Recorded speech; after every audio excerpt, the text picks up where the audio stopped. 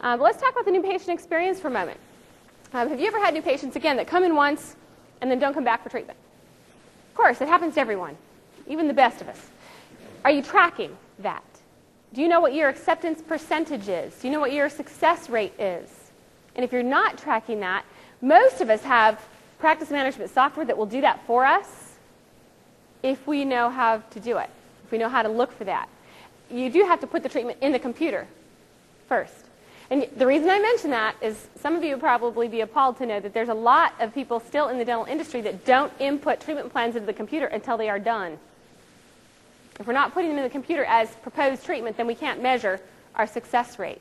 Okay? The reason we focus on this is we have I've had personal experience with dentists who say they're doing everything right, they're marketing, they're getting their new patient numbers are healthy, but their productivity numbers are poor. And when we evaluate it, we find that usually something is broken with the new patient experience. If you're only having 5% of your new patients move forward with treatment, what does that tell you? Big problem.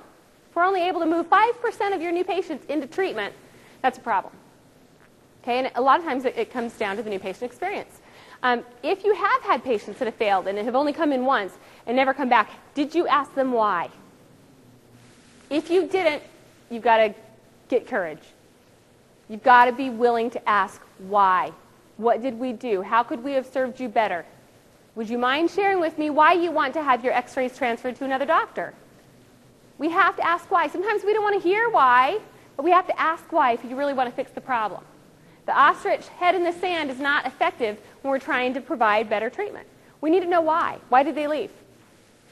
Okay, we've got to ask that. Okay, this is our working interview. Our new patient experience, this is our chance to basically provide solutions that the patient's looking for.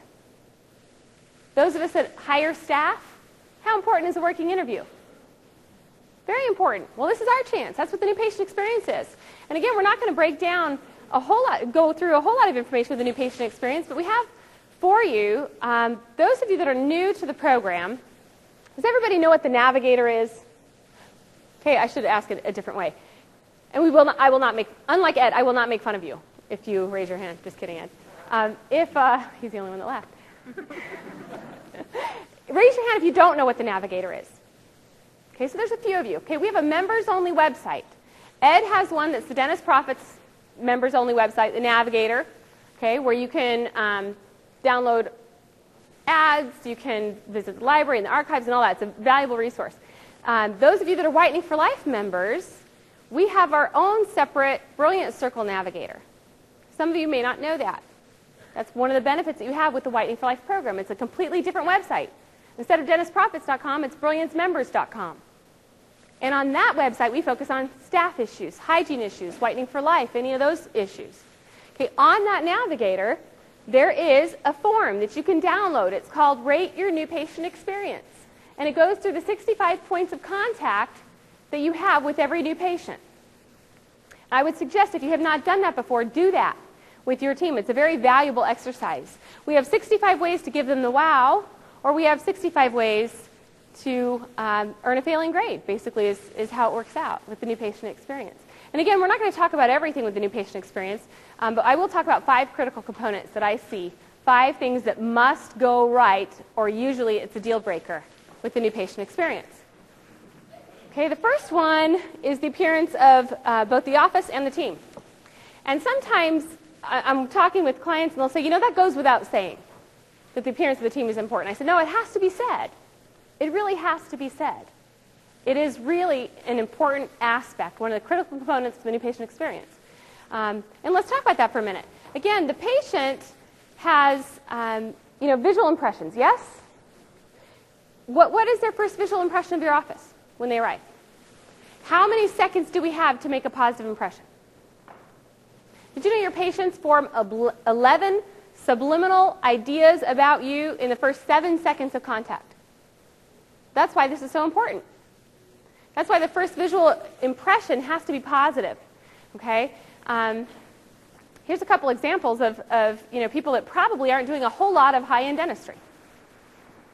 What does that tell you about that office? Small, plain, outdated.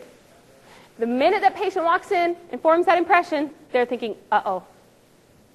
I hope the rest of the equipment isn't as outdated as the front of the office.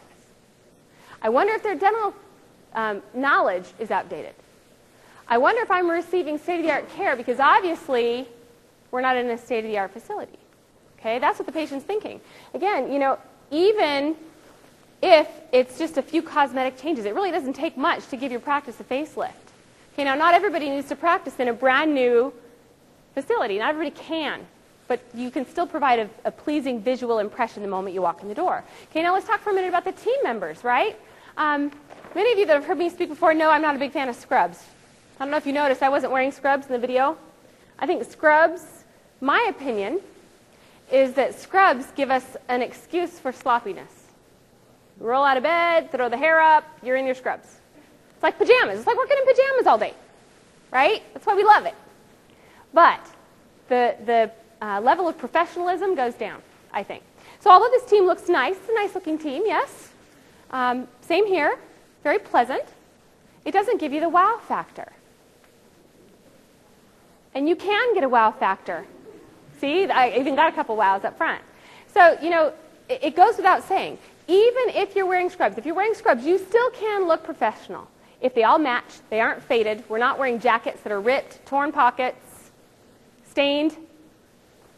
Okay, and yeah, not my intention to have fingers pointing. They're looking at each other going, that's her. No.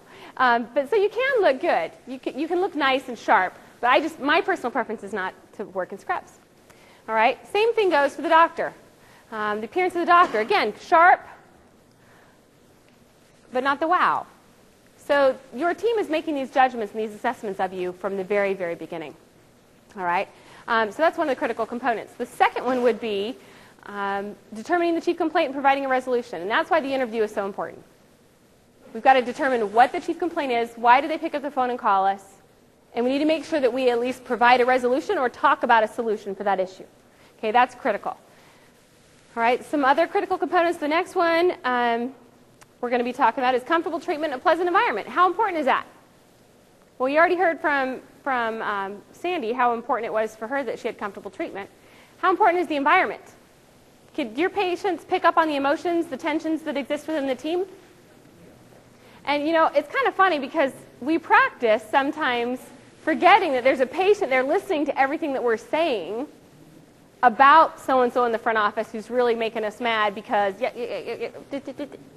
we've got to provide a pleasant environment. What can they hear? What do your patients hear? We need to make sure that our environment's comfortable. We've got to be sensitive to what's going on around us that might have a negative perception, that might give the patients a negative perception about our office. So that's very critical in and of itself. Okay? The next thing we're going to talk about is the handoff, the relay of information that needs to go from one provider to the other. Sorry, I advanced past it, but it's going to show up right here. So I'm getting it for you. No, I'm not. There we go. The handoff, relay of information in terms that patients can understand. Okay, often we're using far too complicated words, and I'm not going to spend a lot of time on this now because I'm talking more about team case acceptance and those strategies on Saturday. All right? Utilizing new technology, the Bagnodent, intraoral camera, that's also a critical component, and we'll spend more time on that on Saturday as well. So we've got to make sure that we're not just asking the questions, but a verbal handoff in front of the doctor of the patient's chief complaint, the things that we found, the opportunities that we have seen for treatment, that needs to be handed off, and that's missing often in the new patient experience. Okay, so that kind of covers our new patient experience, new patient interview critical factors.